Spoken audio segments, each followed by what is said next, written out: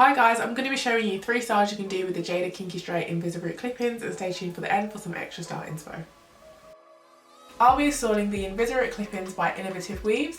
These pattern pending clip-ins are really unique. Unlike traditional clip-ins, there are no wefts, and unlike silicone clip-ins, there is no clear base.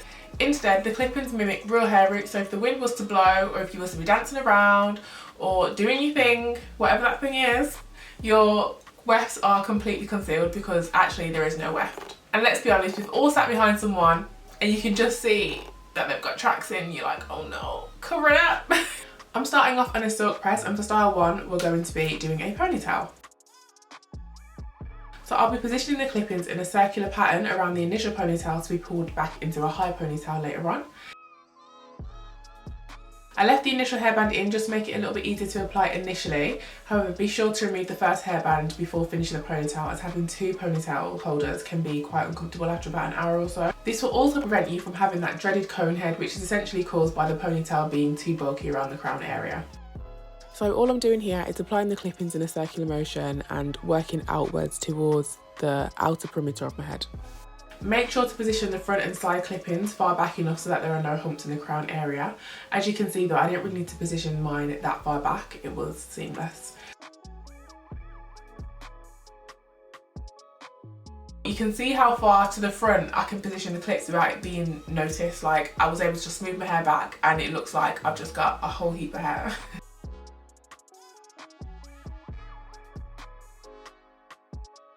Now you can either stop here and keep the ponytail straight, or you can proceed to add curls.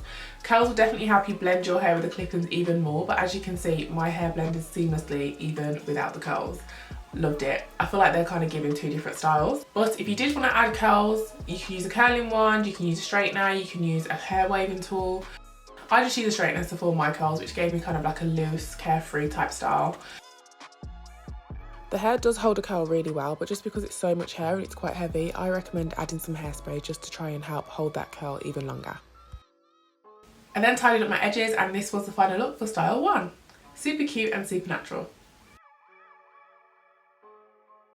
Now the clip-ins come in 9 pieces. You can either get all 9 pieces with the Invisiroot feature, or you can get 4 pieces with the Invisiroot feature for like the top sections where you're going to have your leave out, that's going to be more on show, and the other 5 pieces you can get with a normal weft.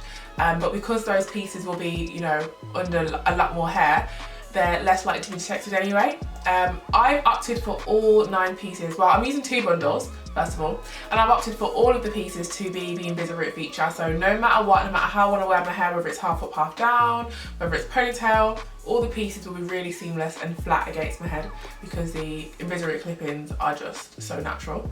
The next style is an extension of the first style, using the smallest Invisiroot clip-ins for a faux bang moment. I took down the ponytail and removed a row of clips in the front to enable me to be able to section off the bang pieces.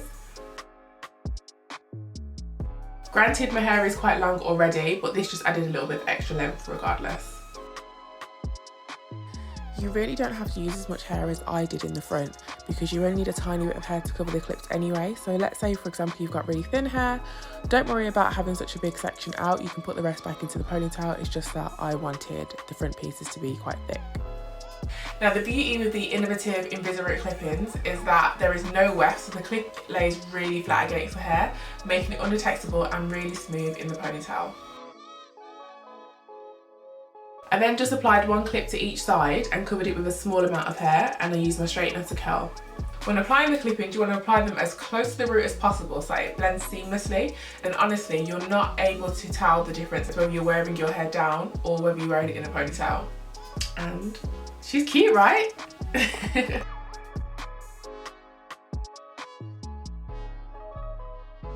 Now the final style, I want to show you guys what the clip-ins look like when traditionally applied row by row. So the amount of clip-ins you apply will determine how much volume you've got with the hair. I opted for about a medium density. I also opted to use a hair waver, but you can use any curling tool of your choice, or keep it straight if you wish.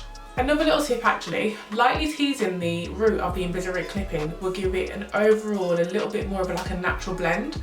It already blends really well anyway, but just giving it that little bit more texture, A1. And because you're only having a little bit of leave out, there's even smaller chance of heat damage because there's only a tiny little bit of hair that you've got to straighten anyway, and you don't have to straighten that as much because it's going to blend a lot easier anyway, just because there's a lot less of it. Win-win. The hair takes the curl really well, and I was then able to style my hair however I wanted, whether that was a low ponytail, a bun, half up, half down, or just keep it all out. So enjoy this little montage of all the hairstyles I was able to create using the Innovative Weaves Invisiroot Clip-ins, and don't forget you can purchase these clip-ins from innovativeweaves.com.